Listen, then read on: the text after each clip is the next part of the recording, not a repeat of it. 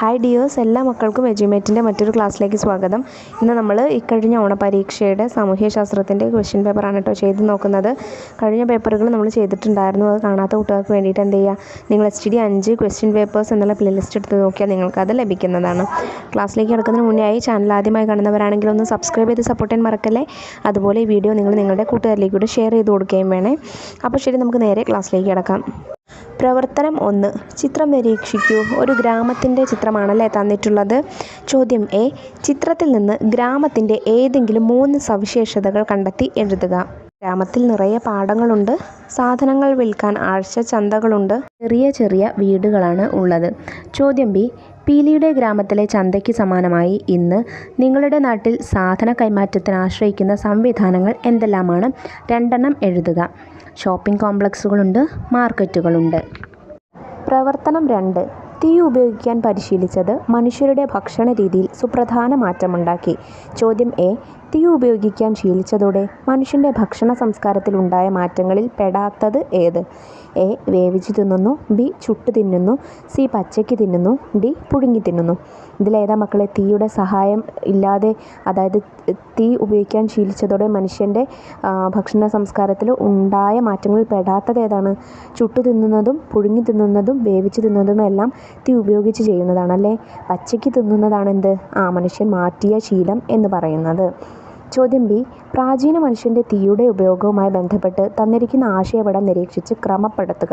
തീയുടെ ഉപയോഗവുമായി ബന്ധപ്പെട്ട് തന്നിട്ടുള്ള കാര്യങ്ങൾ നോക്കിക്കേ.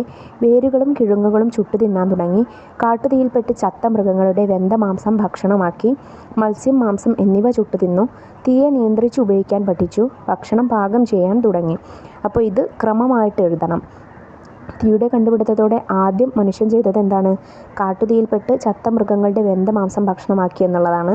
രണ്ടാമതായി അവർ തീയെ നിയന്ത്രിച്ച് ഉപയോഗിക്കാൻ പഠിച്ചു. പിന്നെ ഭക്ഷണം പാകം ചെയ്യാൻ തുടങ്ങി. പിന്നെ വേരുകളും കിഴങ്ങുകളും ചുട്ടു തിന്നാൻ തുടങ്ങി. പിന്നെ മത്സ്യം, മാംസം എന്നിവ ചുട്ടു തിന്നാൻ തുടങ്ങി. പ്രവർത്തനം 3. നോക്കിക്കേ, ഒരു ഗോഡൗണിൻ്റെയും സൂപ്പർ മാർക്കറ്റിൻ്റെയും ചിത്രം തന്നിട്ടുണ്ട്. ചോദ്യം എ. ഇന്ന് ഭക്ഷ്യവസ്തുക്കളുടെ സംഭരണത്തെയും കൈമാറ്റത്തെയും സൂചിപ്പിക്കുന്ന ചിത്രങ്ങൾ നോക്കൂ. എങ്ങനെയൊക്കെ ആയിരിക്കും ആദിമ മനുഷ്യൻ ഭക്ഷണം സംഭരിച്ചു വച്ചിട്ടുണ്ടാവുക? ഒരു കുറിപ്പ് തയ്യാറാക്കുക. ഉത്തരം. ആദ്യകാലങ്ങളിൽ മനുഷ്യർ ഭക്ഷണങ്ങൾ മൃഗങ്ങളുടെ തോലുകളിലും ഇലകളിലുമൊക്കെയായിരുന്നു സൂക്ഷിച്ചു വച്ചിരുന്നത്. പിന്നീട് ചക്രങ്ങളുടെ കണ്ടുപിടുത്തം വലിയൊരു വഴിത്തിരിവായി. ചക്രങ്ങൾ കറക്കി മൺപാത്രങ്ങൾ ഉണ്ടാക്കാൻ മനുഷ്യൻ പഠിച്ചു. ക്രമേണ മൺപാത്രങ്ങൾ ഭക്ഷണം സൂക്ഷിക്കുന്നതിനുള്ള ഉപാധിയാക്കി അവർ മാറ്റി. ചോദ്യം ബി. നാണയ വ്യവസ്ഥ നിലവിൽ വരുന്നതിന് മുൻപ് സാധനങ്ങൾ കൈമാറ്റം ചെയ്തിരുന്ന രീതി ഏത് പേരിലാണ് അറിയപ്പെട്ടിരുന്നത്? ബാർട്ടർ സമ്പ്രദായം അല്ലെങ്കിൽ കൈമാറ്റ സമ്പ്രദായം എന്നായിരുന്നു അറിയപ്പെട്ടിരുന്നത്. പ്രവർത്തനം 4. ഡോക്ടർ, കെട്ടിട നിർമ്മാണ തൊഴിലാളി, അധ്യാപിക, പോലീസ്, മരംവെട്ട് തൊഴിലാളി, ചുമട്ട് തൊഴിലാളി എന്നിവരുടെ ചിത്രങ്ങൾ അവിടെ തന്നിട്ടുണ്ട്. ചോദ്യം എ. തന്നിരിക്കുന്ന ചിത്രങ്ങൾ നിരീക്ഷിച്ച് മാസശമ്പളമുള്ള തൊഴിലിലും ദിവസക്കൂലിയുള്ള തൊഴിലിലും ഏർപ്പെട്ടിരിക്കുന്നവരെ പട്ടികപ്പെടുത്തുക.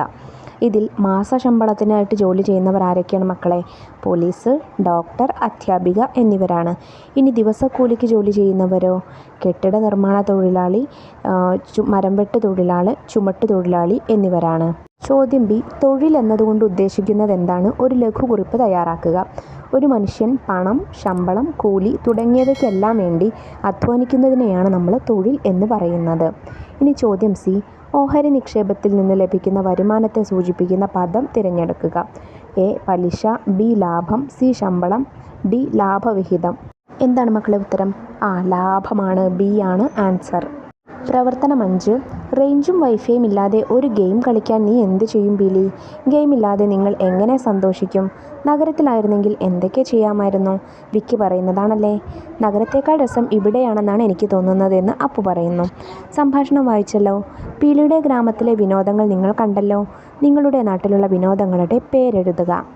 ഒരുപാട് വിനോദങ്ങളുണ്ട്. അതിൽ ഏതാനും ചിലതാണ് കക്കുകളി, ഉപ്പുകളി, കണ്ണുപൊത്തിക്കളി, തൊട്ടുകളി തുടങ്ങിയവ. ചോദ്യം ബി.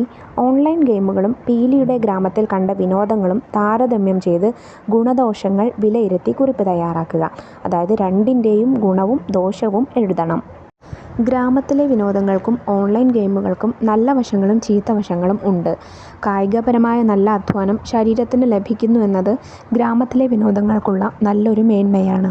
എന്നാൽ അതേസമയം തന്നെ അപകട സാധ്യതയും ഈ വിനോദങ്ങളിൽ കാണാം. സാധാരണയായി നമ്മൾ വിശ്രമിക്കുന്നത് പോലെ തന്നെയാണ് വീഡിയോ ഗെയിം കളിക്കുന്നത്. പ്രത്യേകിച്ചൊരു മേന്മ എന്ന് പറയാൻ ഇതിനില്ല. എങ്കിലും ചില കുട്ടികളിൽ ഇത് ബുദ്ധിപരമായ കഴിവുകൾ വികസിപ്പിക്കുന്നു.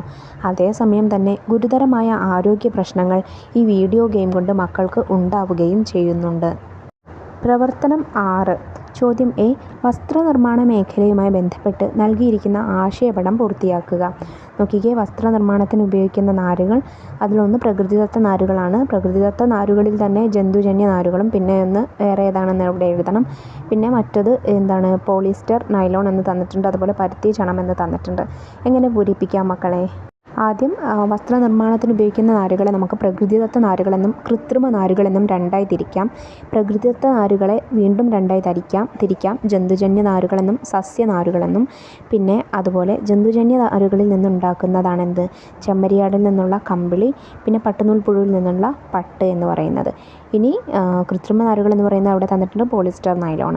അപ്പം എങ്ങനെയാണ് കേട്ടോ പൂരിപ്പിക്കേണ്ടത്? ചോദ്യം ബി. കേരളത്തിലെ ഏതെങ്കിലും ഒരു കൈത്തറി വസ്ത്ര നിർമ്മാണ കേന്ദ്രത്തിൻ്റെ പേരെഴുതുക. ബാലരാമപുരത്തുണ്ടല്ലേ? അപ്പോൾ നിങ്ങൾക്ക് നമ്മൾ ഒരുപാട് പഠിച്ചിട്ടുണ്ട്, 3-4 പഠിച്ചിട്ടുണ്ട്. അതിൽ നിങ്ങൾക്ക് ഇഷ്ടമുള്ളത് എഴുതാം. ഞാനിവിടെ ബാലരാമപുരം എന്നാണ് എഴുതുന്നത് കേട്ടോ. പ്രവർത്തനം 7.